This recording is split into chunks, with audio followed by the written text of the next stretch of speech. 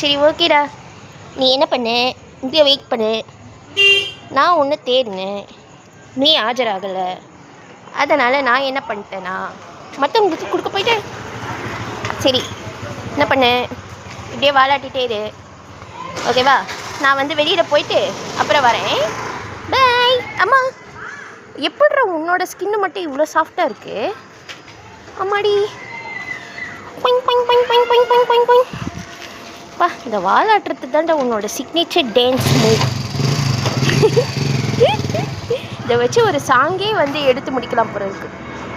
உன்னை வச்சு கோரியோகிராஃபியே பண்ணி முடிக்கலாம்டா. அந்தளவுக்கு நீ ஒரு பேரழகண்டா.